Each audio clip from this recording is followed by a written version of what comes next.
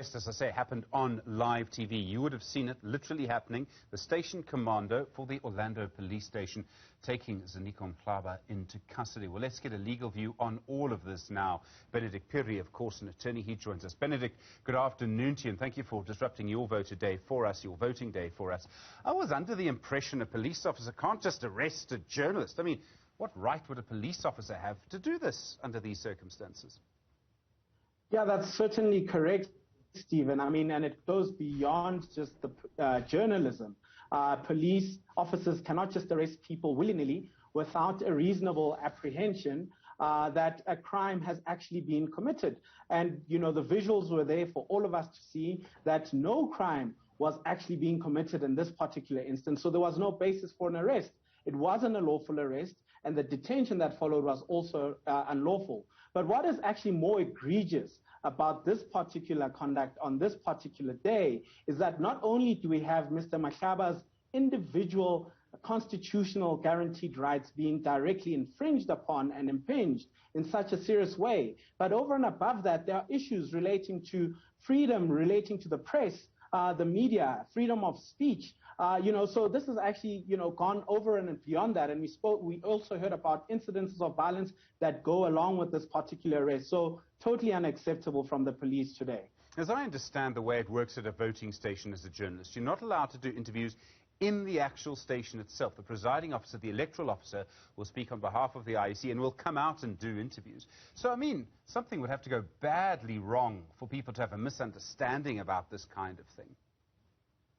That's absolutely correct, Stephen. What has happened here is completely off the mark. There's absolutely no justification. And I think it speaks volumes. We must remember that Mr. Mhlaba was released just over an hour after he was detained.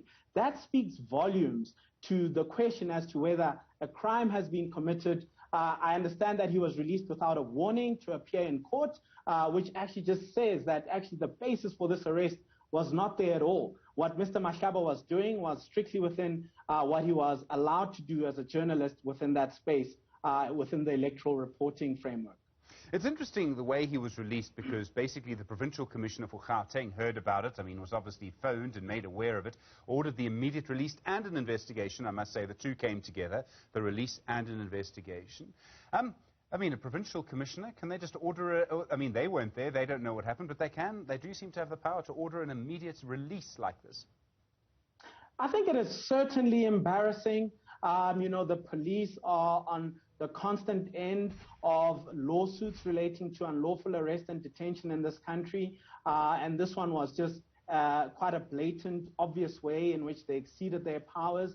And I think the police commissioner really trying to tighten the reins. There is civil liability that could potentially be brought against him and ensure that the damage is mitigated as much as possible for his department. Well, I was going to come to that. If you get arrested illegally in this case, or unlawfully, I mean, what recourse do you have? You can sue, and people do. I mean, people get a lot of money from the police. You absolutely can sue. It's a constant, we see it in the courts constantly and daily. The courts do give handsome judgments and handsome monetary reward, where obviously other factors have contributed to, for instance, people getting assaulted in jail, etc., right?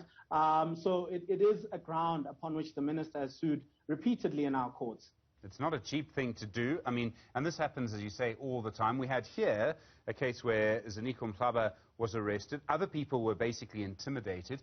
It makes you wonder if other people in that area, are subject to some kind of illegal behavior by police officers from time to time. And yet for them, it's very, very difficult to get any kind of recourse.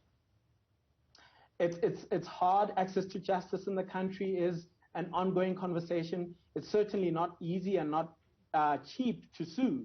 I think we must work on making it easier for this kind of conduct. There are complaints you can make to IPID as well. And I'd be interested to see what the investigation recommends.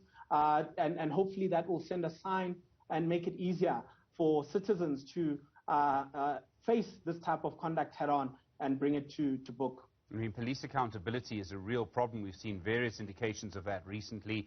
You know, literally, you know, one person a day at least, if you look at it, 380 people a year are killed at the hands of police in this country. Of course, not all of that is incorrect. In some cases, police are right to fire.